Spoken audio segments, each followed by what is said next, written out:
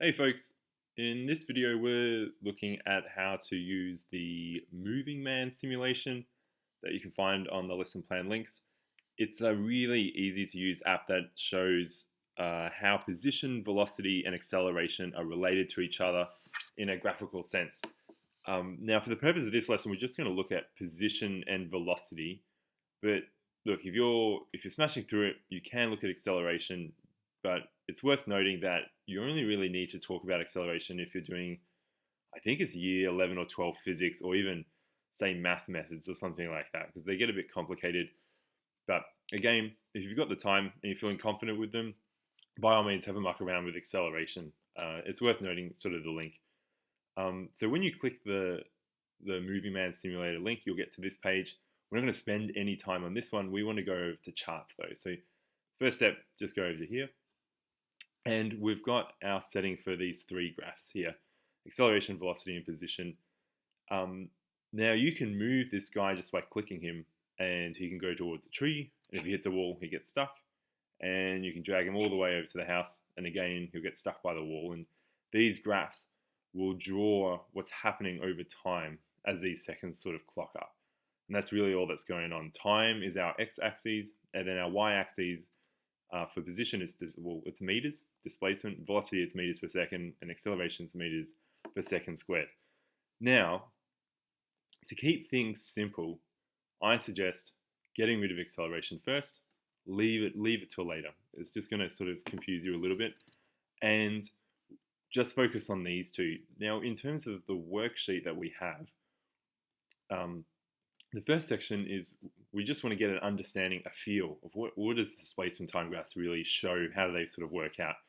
So just going through the instructions, the first thing says, well, only have the position graph open.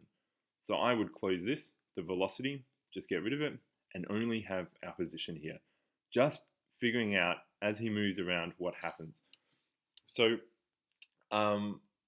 the graph will only draw for the first 20 seconds. As you can see, it's up to 40 seconds now and nothing's happening. So the way to fix this is you just want to pause it, and then if you rewind it like that, it resets it here. Now the moment you click the man, the time is going to change, but we can sort of get a feel for what's going on. So as he's moving down to the tree, it's like a negative displacement. Oh, and look at this, zero displacement, and as he moves to the house, it increases like that. So have a play around with it. And then once you've done that, there's these questions that I'd like you to sort of answer through here. Now, question 7 is probably the most difficult one. There's a video to help you though, if you need some help, and it's just about calculating the gradient. Now for velocity, again, we're just going to bring this up. We just click velocity hidden, so it's going to come back up, and I would get rid of the displacement just so we can focus on the velocity.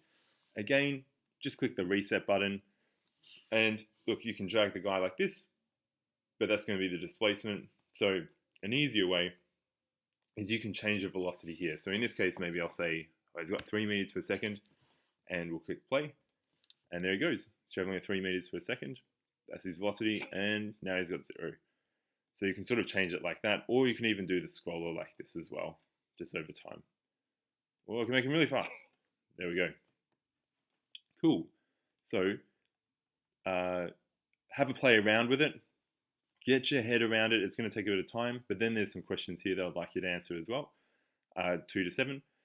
Question 7 is probably the most difficult one, but it's just about calculating the area. So very simple maths, but once you get your head around it, things will be pretty sweet. And last but not least, I want you to compare the velocity and displacement time graphs. So bring up both of them and see how they sort of look a little bit different to each other. Displacement time graphs, when we're talking about at this level, are usually sort of triangular shaped and flat, and velocity time graphs are always sort of these flat sections, steep, flat, like that. And that's how you can sort of tell the difference. Now, if you want to get into acceleration is really groovy. We could just, well, that's going to be way too fast. Let's say we accelerate at 6, and you get different sort of shapes that are going on. You'll get these, like, if the acceleration's flat, then you get a straight line for velocity as a triangle, and then you get a curve as position. So curves are really hard to deal with, and that's why we're not going to be really talking about them at this time. So, but yeah, have a muck around with them, get a feel for it, get an understanding of positive and negative velocity and displacement, and yeah, good luck.